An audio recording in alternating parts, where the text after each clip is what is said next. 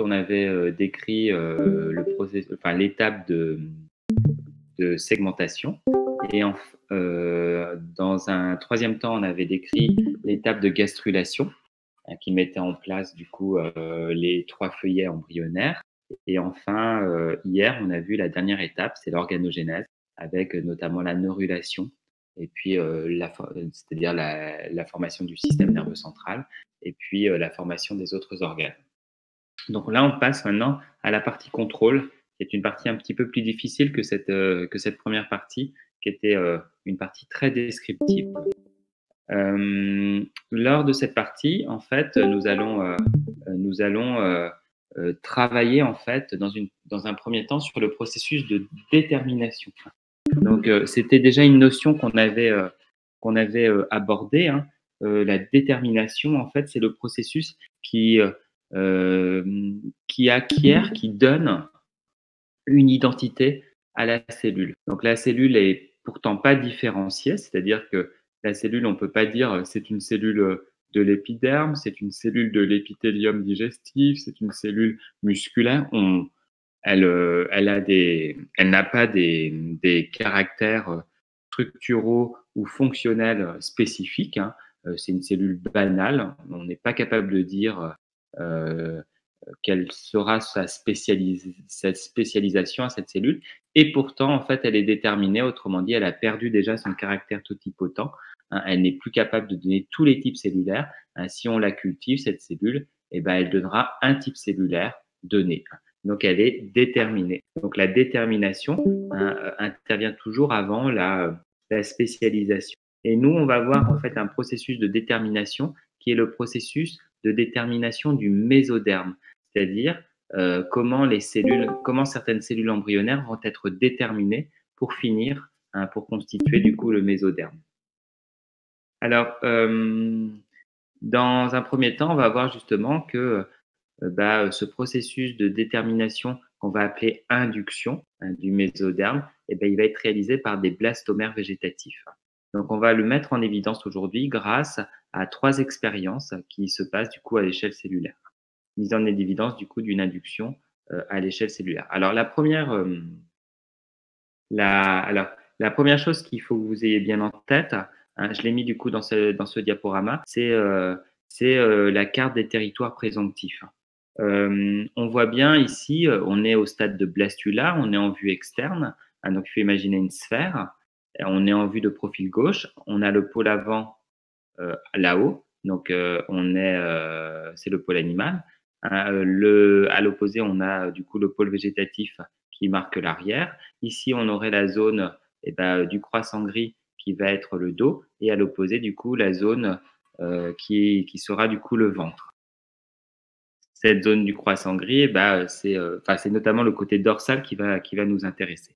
On avait vu l'idée qu'il y avait des territoires présomptifs, c'est-à-dire que toutes les cellules de la blastula qui sont en gros au niveau de la calotte animale, vont finir finalement dans l'ectoderme, hein. Pour certaines, celles qui sont du côté ventral formeront l'ectoderme épidermique, et le côté dorsal, l'ectoderme neural, hein. Donc, si on les cultive, ces cellules-là, elles donneront du coup des neurones, alors que celles-là, elles donneront des cellules épidermiques. À l'opposé, on a tout un groupe de cellules qui sont des grosses blastomères, donc on appelle ça qui sont des gros blastomères, excusez-moi, c'est masculin. On appelle ça du coup des macromères, qui donneront du coup le futur endoderme, hein, qui formera ensuite à l'organogénèse des cellules du tube digestif. Et puis entre les deux, en fait, on a un autre massif de cellules, globalement au niveau de la zone marginale, hein. Donc la bordure en fait du blastocèle. Il faudrait imaginer que ici, si je fais une coupe, j'aurai le blastocèle, hein, la cavité. Et cette zone marginale, elle donnera le futur mésoderme. Alors, on avait vu qu'il existait 3 sous-domaines dans ce mésoderme: le mésoderme cordal, le futur mésoderme cordal, le territoire présomptif qui donnera le mésoderme des somites, et le territoire présomptif qui donnera le mésoderme des lames latérales. En réalité, on peut même encore subdiviser, puisqu'il y aura une zone qui donnera les pièces intermédiaires, et 2 autres zones, ici et ici, qui donneront en fait le mésoderme qui donneront le mésoderme caudal et précordale. Donc on aurait pu donner une carte présomptive un peu plus fine. Alors on va se lancer du coup dans la première expérience. C'était l'expérience de Newcoop que vous aviez en fait à interpréter. Alors cette expérience de Newcoop qui a eu lieu du coup en 1969, elle s'intéresse en fait, enfin Newcoop en fait prend des zygotes de Xénope et il injecte dans ces zygotes, dans cette cellule œuf, un marqueur fluorescent. Ce marqueur fluorescent, il va diffuser dans l'intégralité du zygote. Là, il a juste commencé à diffuser dans l'hémisphère animal, mais il va diffuser aussi dans l'hémisphère végétatif. Ici, il va prendre aussi un autre lot de zygotes qui va pas marquer, donc il va laisser tel quel. Ces zygotes, ces deux types de zygotes, il les laisse se développer. Il les laisse se développer. On va avoir du coup, ils vont s'engager dans la segmentation. On va avoir d'abord le stade morula, et puis à un moment donné, à partir de 128 cellules, on démarre le stade blastula. Et au stade blastula, et ben, du coup ici, on a des blastulas dont les cellules auront les marqueurs fluorescents, donc qui seront du coup des blastulas entièrement fluorescentes. Et par contre, de l'autre côté, ici, et ben là, on a des blastulas qui ne sont pas fluorescentes, qui sont issues de ces zygotes qu'il avait laissés intacts. Et puis là, il va commencer à disséquer du coup ces blastulas, il va séparer des zones. Il va notamment prendre la calotte animale. Donc la calotte animale, si on regarde la carte des territoires présomptifs, et ben, la calotte animale, elle est dans le bleu. Donc, il met en culture ces cellules de la calotte animale et il obtient un ectoderme qui est fluorescent. Alors, c'est normal que cet ectoderme soit fluorescent puisqu'ils proviennent de cellules d'une blastula qui était entièrement fluorescente puisque on avait marqué on avait fait le marquage à l'étape du zygote, donc à la cellule œuf, la première cellule de tout l'embryon. De l'autre côté, il fait une autre expérience où là, cette fois-ci, il prend une partie du coup de l'hémisphère végétatif. Donc, il prend des macromères végétatifs, des blastomères végétatifs, et il les met en culture et il obtient de l'endoderme, des cellules endodermiques non fluorescentes, puisque à la base, la blastula n'était pas fluorescente. Et puis, il fait une deuxième expérience où cette fois-ci, il met en contact en fait des cellules de la calotte animale venant de la blastula fluorescente avec la partie de cellules végétatives de l'hémisphère végétatif venant de la blastula non fluorescente. Qu'est-ce qu'il obtient? Il obtient deux choses qui paraissent normales. Un ectoderme fluorescent. On se doute bien que ce sont les cellules de la calotte animale fluorescente qui ont donné du coup l'ectoderme fluorescent, un peu comme dans l'expérience 1.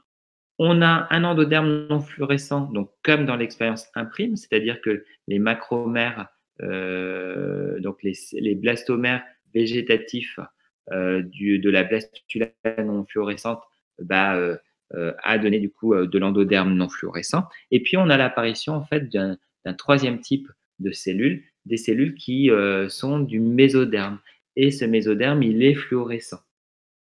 Alors déjà, première chose, si le mésoderme est fluorescent, c'est que du coup, le mésoderme s'est formé à partir des cellules des cellules de la calotte animale. Donc, autrement dit, des micromères. Des cellules qui viennent du coup de l'hémisphère animal. Effectivement, quand on regarde la carte présomptive, notre mésoderme, il est plutôt quand même globalement en fait sur l'hémisphère animal, donc il serait formé finalement de micromères.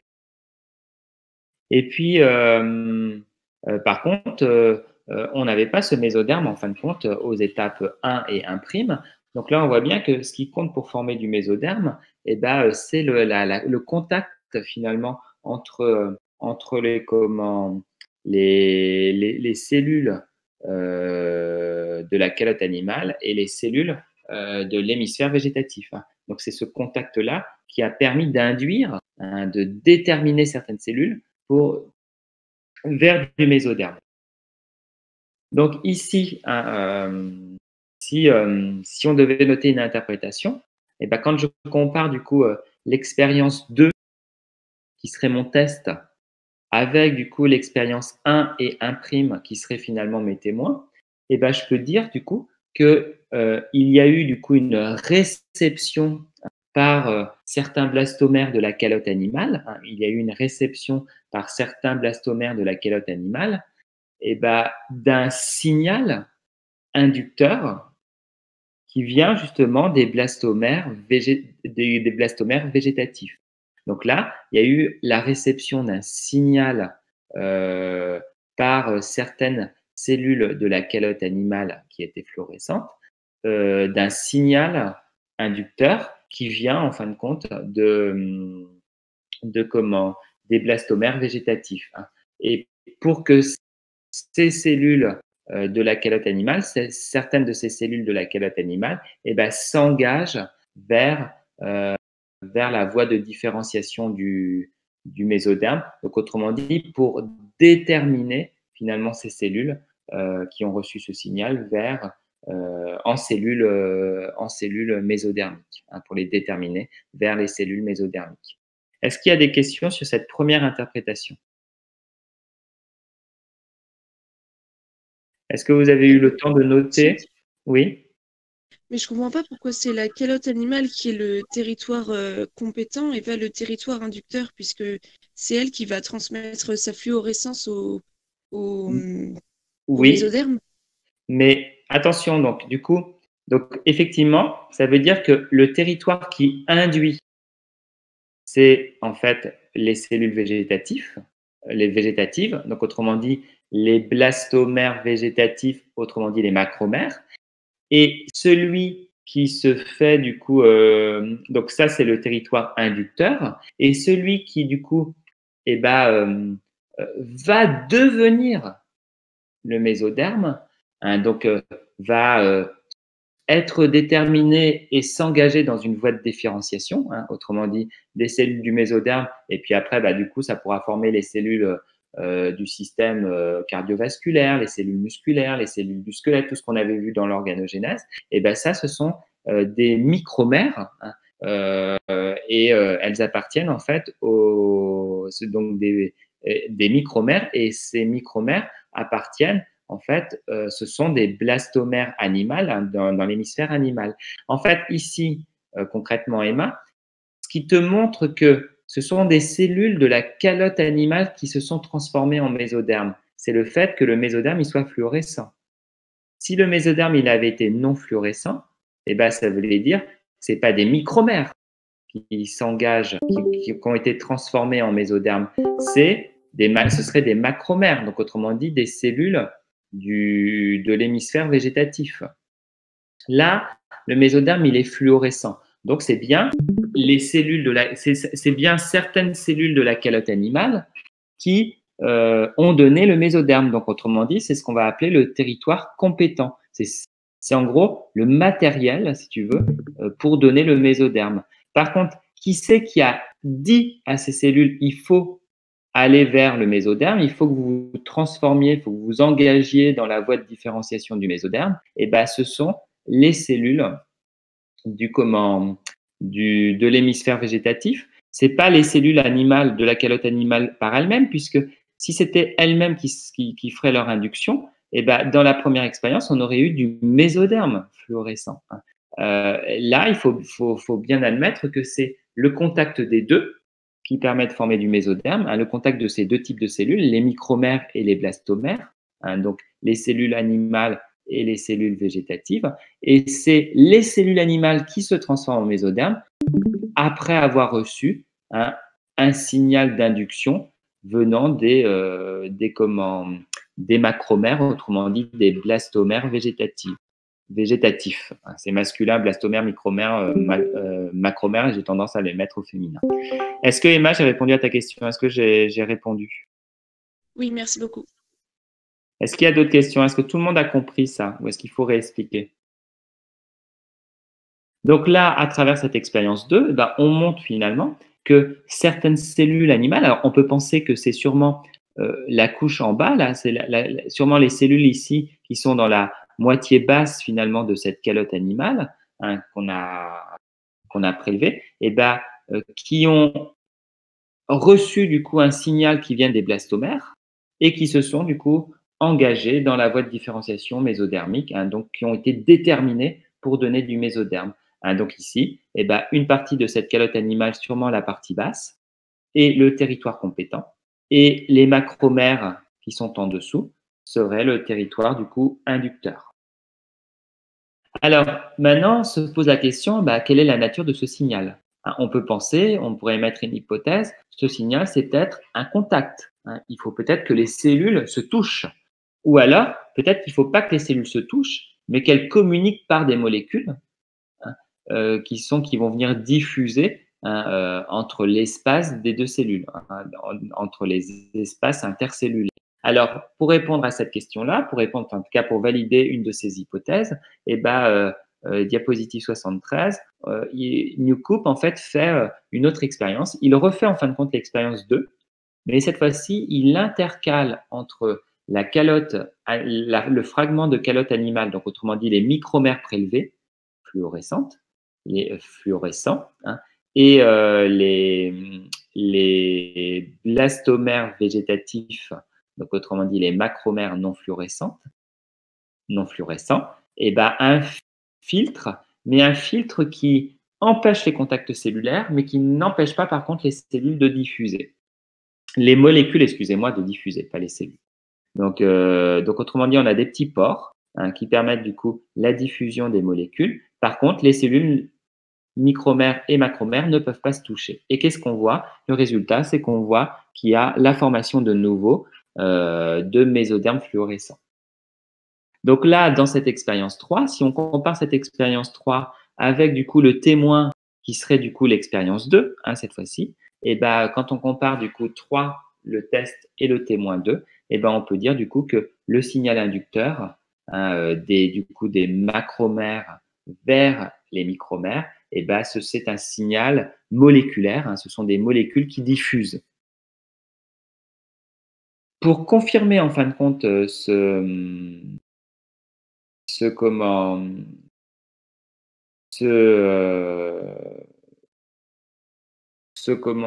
excusez-moi, oui, est-ce qu'il y a une question? Non, pas de question. Alors, pour confirmer en fin de compte cette déduction de l'expérience 3, il fait une deuxième expérience où cette fois-ci, il place non pas un filtre, mais un film imperméable. Donc, autrement dit, un film qui va à la fois interdire les contacts cellulaires, mais aussi interdire la diffusion de molécules entre les deux massifs de cellules. Et là, effectivement, il n'y a pas de mésoderme qui apparaît lors de la culture. Donc, du coup, on confirme bien que ce n'est pas les contacts cellulaires qui sont importants, mais c'est bien une diffusion de molécules. Donc, on peut penser du coup que les cellules des blastomères végétatifs, donc des macromères, sécrètent une molécule qui vient diffuser et agir du coup sur les micromères, autrement dit les cellules de l'hémisphère animal. Et cette molécule qui vient diffuser, et qui agit sur ces molécules, elle les détermine à devenir du coup du mésoderme. Alors, ça nous fait penser une molécule qui diffuse et qui vient agir sur une autre cellule. On peut penser aux molécules informatives, aux messagers extracellulaires qui se fixent sur des récepteurs cellulaires. On avait vu ça dans le cadre, par exemple, de la communication nerveuse, avec, par exemple, le neuromédiateur qui vient diffuser dans la fente synaptique et qui vient se fixer sur le récepteur situé sur l'élément post-synaptique, que ce soit un myocyte ou un neurone. On avait vu ça au niveau de la communication hormonale, où on a une hormone qui va voyager dans le sang, qui a été émise par une cellule endocrine, qui voyage dans le sang et qui se fixe sur des cellules cibles qui possèdent un récepteur. Donc là, ce sera la même chose, sauf que là, cette fois-ci, on n'est pas à une aussi faible distance que dans la fente synaptique, que dans la communication nerveuse. On n'est pas à une aussi grande distance comme dans la communication hormonale. Donc, on va parler d'une communication qui a une distance, qui se fait à une distance intermédiaire entre ces deux cas, communication nerveuse et communication hormonale. C'est ce qu'on va appeler la communication paracrine. Dernière expérience de Newcoop, il recommence la même expérience que l'expérience 2, sauf qu'au lieu de prendre une calotte animale de blastula, il prend une calotte animale d'une jeune gastrula. Donc, autrement dit, une gastrula qui vient juste de commencer ses mouvements gastruléens. Donc, par exemple, les cellules en bouteille viennent juste de commencer à se déformer et d'initier du coup l'involution. Et quand il réalise cette expérience-là, il n'obtient pas de mésoderme, il n'obtient que de l'ectoderme et de l'endoderme. Donc, ça veut dire que, on a quand même nos macromères, on a nos cellules,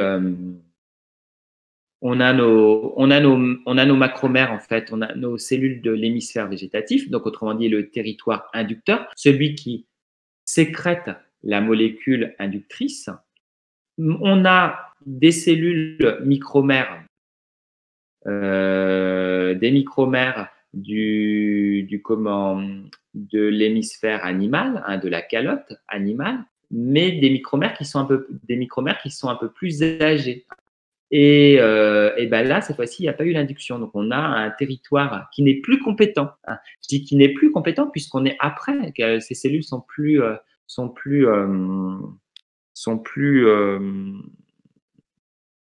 âgées.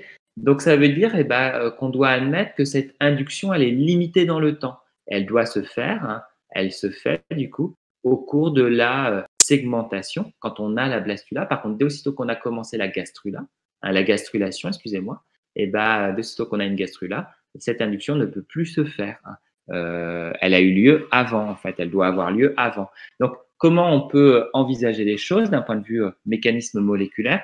On peut penser que les récepteurs à cette molécule inductrice qui est produite par les blastomères végétatifs, le récepteur qui est présent du coup dans les cellules, au niveau des cellules animales, ne s'exprime, n'est présent que lors de la segmentation et il n'est plus présent lors de la gastrulation. Est-ce qu'il y a des questions?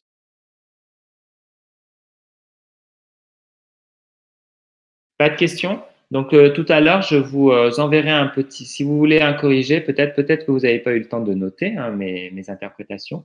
Je vous enverrai du coup peut-être une petite feuille tapée avec justement ces interprétations que vous pourrez reprendre ou compléter si vous avez commencé déjà à noter du coup ces interprétations. Alors, la deuxième expérience, c'est une expérience qui se fait un peu plus tard. En 1987, expérience de Dale et Slack. Alors, ils vont travailler en fait sur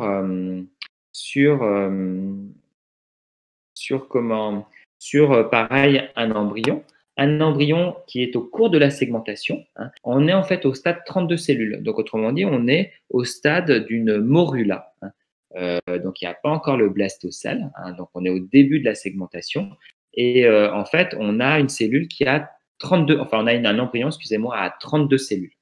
Donc, on en a 8 tout en haut, donc au niveau du pôle animal. Donc là, on voit, puisqu'on voit qu'un côté, si vous voulez, de la morula, donc on en voit 4, il y en aurait 4 de l'autre côté. Donc, on a en tout 8 micromères du niveau A, donc on appelle ça le niveau A. Ensuite, on a encore 8 micromères du niveau B. Puis ensuite, on passe à des macromères, donc macromères au niveau C et encore 8 au niveau D.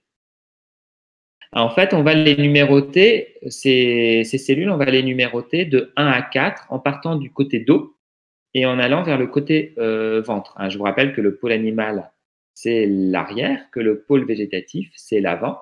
Et donc, du coup, ici, on aurait le croissant gris, puisqu'on serait du côté du dos. Et ici, on serait à l'opposé du croissant gris, on serait côté ventre. On va s'intéresser à deux types de macromères végétatifs, la D1 et la D4. Alors, je devrais dire plutôt, il y a la D1 au premier plan, mais il y a aussi une D1 de l'autre côté. la D4 du premier plan, et puis il y a une D4 de l'autre côté aussi, hein, en arrière-plan, hein, puisqu'il y a en tout 8. Il y aurait aussi 2 D2 et 2 D3, mais on va pas s'intéresser à elles. Qu'est-ce qu'on nous dit en fait dans cette expérience? La première expérience, en fait, c'est qu'on va mettre en culture les 8 micromères du pôle animal. Donc, autrement dit, hein, les 2 A1, A2, A3 et A4. On cultive les cellules. Alors, on les cultive pendant suffisamment de temps pour atteindre finalement, on aurait atteint l'organogénèse. Et on voit qu'on a des cellules épidermiques qui se forment. Donc, si on obtient des cellules épidermiques dans la culture, c'est que c'était des cellules de l'ectoderme. Hein. C'est que ces cellules, elles ont formé l'ectoderme et que cet ectoderme s'est ensuite différencié en épiderme. Hein. Donc, c'est comme ça que les scientifiques réalisent, déterminent. Hein, en regardant les cellules, on ne peut pas savoir si c'est de l'ectoderme ou du mésoderme. En fait, les cellules, elles se ressemblent. Par contre, si on continue à les cultiver, elles vont donner un type cellulaire, des cellules spécialisées qu'on va pouvoir reconnaître. Donc là, on a formé des cellules épidermiques et on sait que les cellules épidermiques proviennent de l'ectoderme. Donc, autrement dit, mes 8 micromères au pôle animal, elles sont déterminées à donner de l'ectoderme qui se différenciera ensuite en épiderme. On fait une culture des 8 cellules D, donc autrement dit des 8 macromères végétatifs. Et pareil, on fait notre culture suffisamment longtemps pour aller atteindre jusque le stade organogénèse et mes cellules, à ce moment-là, se différencient en cellules épithéliales digestives. Je ne l'ai pas précisé, mais on aurait pu rajouter, hein, vous pouvez rajouter sur le document, c'est des épithéliales digestives. Ça veut dire que si on reconnaît des cellules épithéliales digestives, ça veut dire que mes cellules, elles étaient passées par le stade endoderme. Donc, ça veut dire que les macromères végétatifs, donc D, donnent à la fin de la gastrulation de l'endoderme, et cet endoderme donne ensuite des cellules épithéliales digestives lors de l'organogénèse. Est-ce qu'il y a des questions déjà pour ces deux expériences qui vont nous servir de témoins?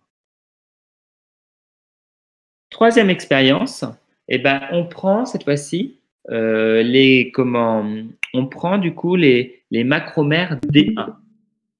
Donc on peut en prendre une ou deux, on s'en fiche. Hein.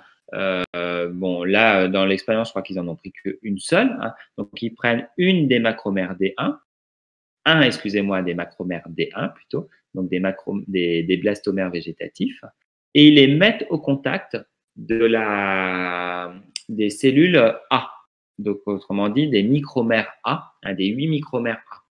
Elles sont en contact dans le milieu de culture. Donc ça veut dire que ça veut dire que la D1, elle peut du coup libérer ces molécules inductrices qui peuvent être reçues du coup par les cellules A. Et qu'est-ce qu'ils obtiennent? Certaines cellules vont donner du coup de l'ectoderme. D'autres cellules ont donné de la corde et des cellules musculaires, et d'autres cellules ont donné des cellules épithéliales. Donc ça veut dire que si on a des cellules épithéliales digestives, ça veut dire que certaines de ces cellules-là ont donné de l'endoderme. En fait, en comparant avec l'expérience 2, c'est en fait la cellule D1 qui s'est engagée, qui a donné de l'endoderme et qui ensuite a donné des cellules épithéliales. Les cellules épidermiques, pareil, ça ne nous étonne pas en fait. C'est certaines des cellules A, alors sûrement celles qui étaient le plus éloignées de D1 et qui n'ont pas pu être induites, hein, qui n'ont pas pu recevoir suffisamment de signaux inducteurs, qui du coup, n'ayant pas reçu suffisamment de molécules inductrices, hein, de ce signal inducteur, ces micromères A se sont engagés, ont donné du coup de l'ectoderme qui s'est différencié ensuite en cellules épidermiques. Et puis, entre les deux, on a des cellules de la corde et des cellules musculaires. Les cellules de la corde et les cellules musculaires, je vous rappelle que c'est formé à partir du mésoderme, et notamment du mésoderme dorsal. Donc, ça veut dire que les cellules qui étaient au contact de D1, les plus proches de D1, les cellules A les plus proches de D1, elles ont reçu suffisamment de signaux inducteurs pour les déterminer en mésoderme, mais même les déterminer en pas n'importe quel mésoderme, en mésoderme dorsal, qui a du coup donné de la corde et des cellules musculaires. Effectivement, si je reviens à mes cartes des territoires présomptifs, mon futur mésoderme, qui est du côté du dos, c'est bien le mésoderme cordal. Et juste, et pas trop loin, on a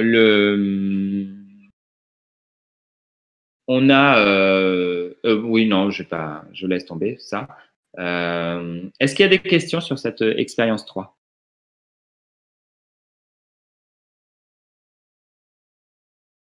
Et enfin, la dernière expérience, et ben là, cette fois-ci, ils vont prendre en fait des 4. Donc, cette fois-ci, ils mettent en contact les micromères A avec, avec le blastomère végétatif D4, autrement dit le macromère D4. Et on obtient, sauf que là, ce qu'on obtient, c'est qu'on obtient des cellules sanguines et non plus de la corde et des cellules musculaires. Les cellules de la corde, ça vient du mésoderme cordal. Les cellules musculaires, ça vient en fait des somites, donc du mésoderme somitique, du myotome. Là, les cellules sanguines, on sait que ça provient, si on a appris notre cours sur l'organogénèse, ça provient cette fois-ci du mésoderme des lames latérales. Et quand je regarde mon mésoderme des lames latérales, et dans le territoire présomptif, effectivement, je suis côté ventre. Donc, autrement dit, j'ai formé en fait du mésoderme ventral. Donc, ce qu'on voit avec cette expérience-là, c'est que on voit que effectivement, ce sont bien, comme l'avait montré Newcoop, ce sont bien les macromères, autrement dit les blastomères végétatifs, qui sont inductrices, qui produisent un signal inducteur pour induire le mésoderme, mais en plus, il y a une induction qui se fait selon l'axe antéro-postérieur.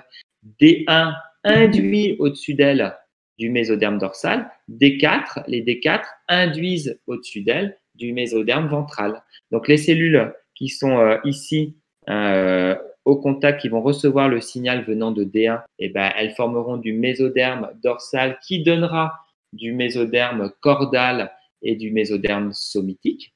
Alors que ici, côté ventre, on donnera du mésoderme et du mésoderme ventral, autrement dit du mésoderme de lame latérale, qui donneront après des cellules sanguines, des cellules de squelette, de membres, etc., etc.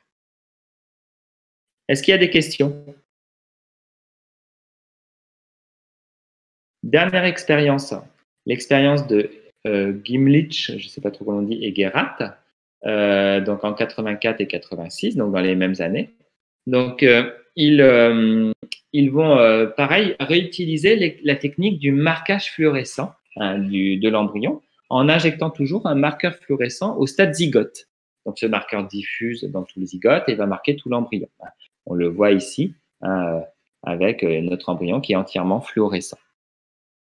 Alors, bon, la première des étapes, c'est de faire un contrôle, un témoin. Donc, on fait cette expérience-là et puis on laisse se développer l'embryon qui a juste été marqué de façon fluorescente, mais on n'a rien modifié. Et on obtient à la fin de l'organogénèse un embryon normal, sauf que cet embryon, il est fluorescent, mais il a une polarité normale avec un avant, un arrière, un dos, un ventre, et du coup, ici, un profil qui serait le profil droit, et de l'autre côté, le profil gauche.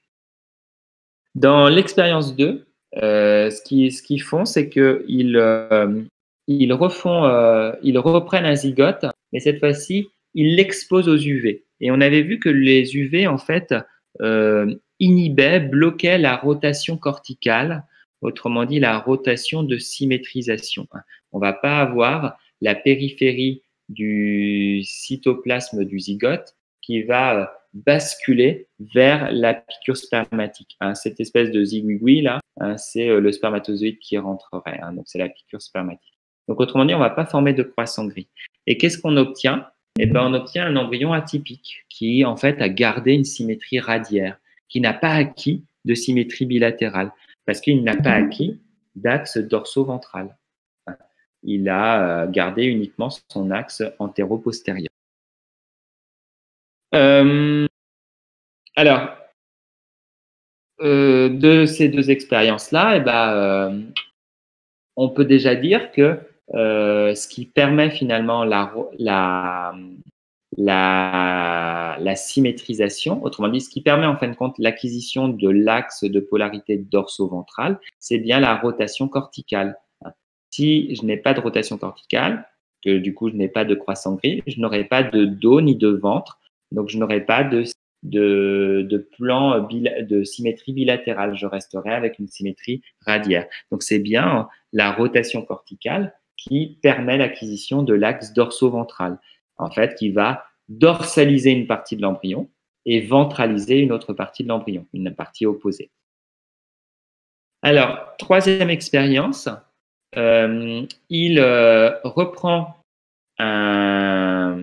une morula.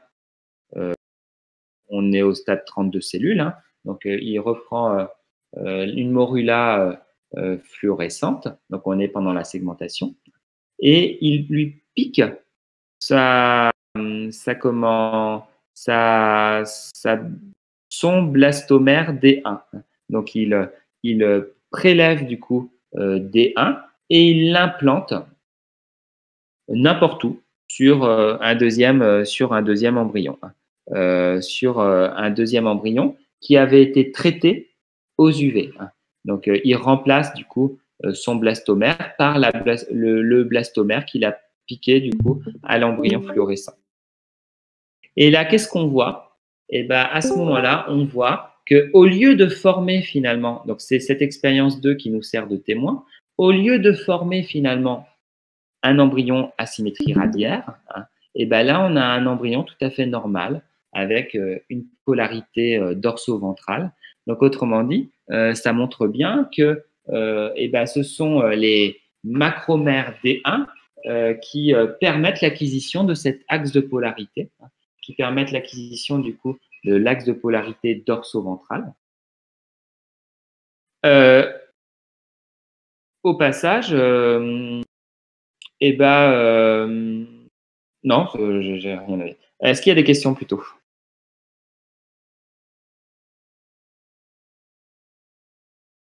Alors, dans la suite, expérience 4, ce qu'il fait, c'est qu'il va refaire la même expérience, mais vous voyez que là, cette fois-ci, l'embryon qui est transplanté, il n'a pas subi le processus de traitement aux UV. Donc, autrement dit, on lui a pas bloqué sa rotation corticale.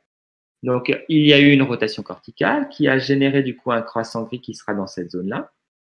Et du coup, ici, il va se former un dos. Donc, classiquement. Mais là, cette fois-ci, il transplote du coup les deux macromères D1 du côté du ventre de l'animal. Et qu'est-ce qu'il obtient? Il obtient du coup un embryon siamois qui présente deux dos. Donc, autrement dit, et non pas qui sont en fait collés finalement par le ventre et qui vont présenter deux dos. Donc là, cette dernière expérience, elle confirme que c'est bien les macromères D1 qui induisent le mésoderme dorsal qui donnera du coup le dos de l'animal. Donc c'est bien ces deux macromères D1 qui sont inducteurs, qui produisent l'acquisition de l'axe antéro-postérieur.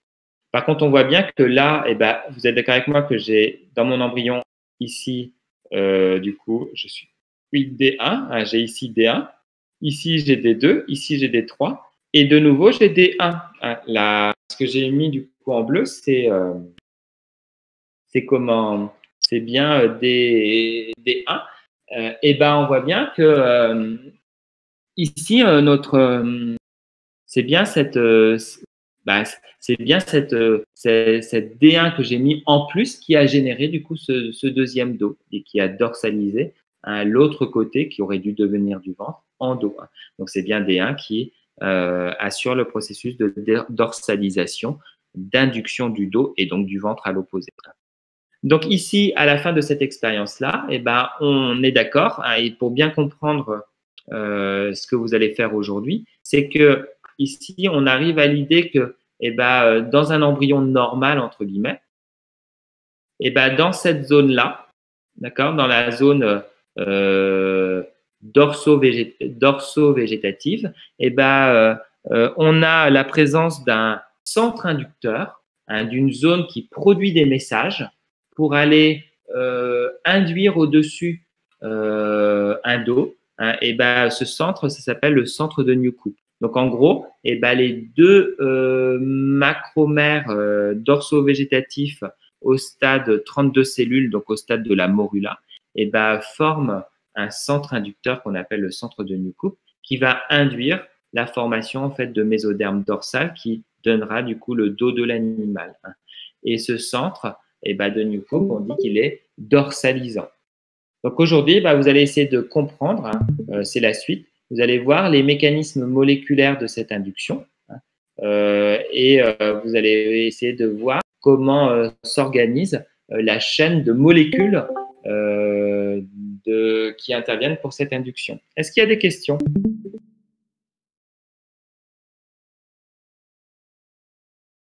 Pas de questions? Donc aujourd'hui,